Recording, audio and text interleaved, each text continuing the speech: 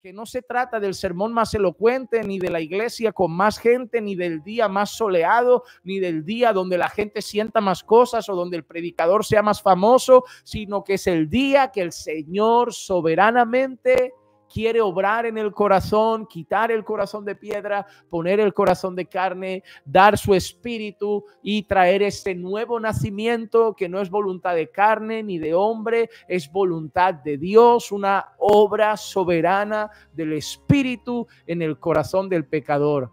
No es, necesitamos el mejor predicador, el mejor mensaje, el mejor tema para que alguien sea salvo.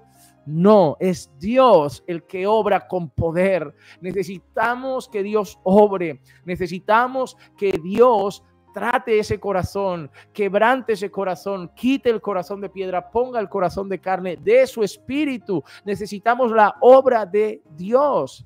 ¿Y por qué? Nicodemo entendía todas las cosas, Nicodemo entendía la ley, los profetas, los salmos, era conocedor y aún así Jesús le dice, eres maestro y no entiendes de lo que te hablo. ¿Por qué? Porque espiritualmente estaba cegado, necesitaba una obra soberana de Dios en su corazón. Necesitamos entender que el nuevo nacimiento es una obra soberana de Dios. No se trata de bajar las luces, poner el pianito de fondo, a ver si alguien se quebranta preparando el ambiente. No, se trata de que Dios, si quiere salvar a un pecador, lo hace, porque Él tiene el poder. Él tiene el poder. Entonces, eso es algo que nosotros debemos recordar siempre para no intentar manipular el ambiente pensando que si manipulo esto, que si hago aquello otro, entonces la gente se salvará. No, oremos a Dios, oremos a Dios. Así que Jesús dice, y así como Moisés levantó la serpiente en el desierto, así es necesario que sea levantado el Hijo del Hombre para que todo aquel que en él cree tenga en él vida eterna. Tenga en él vida eterna. Oh, amados hermanos. Nosotros vemos aquí como el Señor Jesús trae ese mensaje donde se equipara eso, ¿no? Se equipara que es necesario creer en él. Ahora, mira, es necesario creer en él y esto es importante. Es necesario creer en él para tener vida eterna. Justo ahora entramos, versículo 16, porque de tal manera amó Dios al mundo que dio a su Hijo unigénito para que todo aquel que en él cree no se pierda, mas tenga vida eterna. Fue el amor de Dios que le llevó a dar a su Hijo unigénito para que todo aquel que en él cree no se pierda, mas tenga vida eterna. Hay un requisito, ¿verdad? Para que todo aquel que en él cree, mirad a mí. Pero, amado hermano, mira qué interesante, parece sencillo, ¿no? Mirad a mí, mirad a mí, mirad a mí. Parece fácil, mira, ahora miro a la derecha, ahora miro a la izquierda, ahora miro arriba, ahora miro esa caja, ahora miro esa estantería, ahora miro esa pared, ahora miro el teléfono, ahora miro la mesa. Es fácil mirar, mira qué sencillo, no es escalar el Everest, no es edificar una casa enorme, no es ser un arquitecto de lujo, no es construir una gran torre, no es, no sé, correr el maratón más extenso del mundo, es mirad a mí, mirad a mí. Pero aún así el corazón del hombre es incapaz. El corazón del hombre es incapaz. Romanos 3:23. Todos pecaron y están destituidos de la gloria de Dios. ¿Qué dice el apóstol Pablo? No hay nadie bueno, no hay nadie justo, no hay quien busque a Dios, ni siquiera uno. Mira qué sencillo, ¿verdad? Parece sencillo, mirad, parece sencillo creer. De tal manera amó Dios al mundo que entregó a su Hijo unigénito para que todo aquel que en él cree no se pierda, mas tenga vida eterna. No parece tan difícil. No parece tan complicado, no es edificar una casa enorme, no es construir un edificio gigante, no es subir el Everest, no es correr un gran maratón, es para que todo aquel que en él cree, el que ponga su fe en él, el que ponga toda su confianza en él, el que realmente deposite una fe verdadera en Cristo Jesús, arrepintiéndose de sus pecados y poniendo toda su fe y confianza en Jesús, entonces será salvo y tendrá vida eterna. ¿Quién no quiere vida eterna? ¿Quién no quiere gloria eterna? Pero si esto parece sencillo, entonces ¿por qué no cree todo el mundo? Si es tan fácil, ¿no? Si es tan sencillo, es mirar, es creer. No es algo que alguien sea incapaz de hacer, como correr. A mí me pones a correr un maratón de 60 kilómetros y no lo consigo. A mí me pones a andar un maratón de 80 kilómetros y no lo consigo. Me haces subir el Everest y no lo consigo. Pero si me dices, oye, cree en el Señor Jesucristo, ¿por qué la gente no quiere? Oye, pero que al final hay infierno, y si crees en Él y te arrepientes de tus pecados, hay vida eterna, hay gloria eterna, no habrá muerte, no habrá enfermedad, no habrá lloro, no habrá tristeza. ¿Por qué entonces la gente no cree si es tan sencillo? ¿Por qué entonces la gente no cree si es tan fácil y la garantía de lo que hay es tan maravilloso? ¿Por qué? Lo dice la Escritura. Somos salvos por gracia mediante la fe, y eso no es de vosotros, es un don de Dios. También dice la Escritura, nadie puede venir a mí si el Padre no lo trae.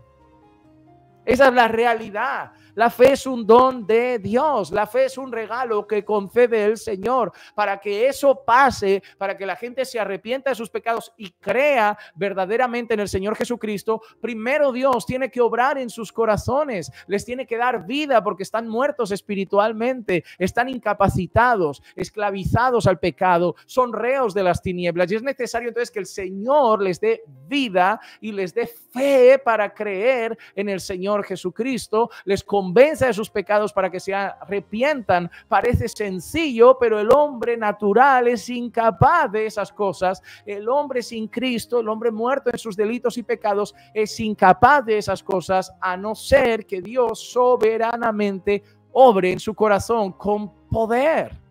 Parece fácil, ¿no? Arrepentirse y creer, y la garantía de la gloria eterna, y aún así no lo quieren, no hacen, no lo buscan, porque el hombre muerto no puede, a no ser que Dios obre. Por eso debemos orar y clamar, Señor, obra en mi familia, obra en mis hijos, obra en mis padres, obra en mis hermanos, obra en mis compañeros de trabajo, obra en mis compañeros de la escuela, de la universidad, de la facultad, en mis vecinos, obra en ellos, porque parece sencillo, pero ellos no te quieren y son incapaces de ir a ti. Pero Señor, tú puedes hacerlo, tú eres poderoso. Tú eres poderoso y no hay corazón que resista en pie delante de tu poder.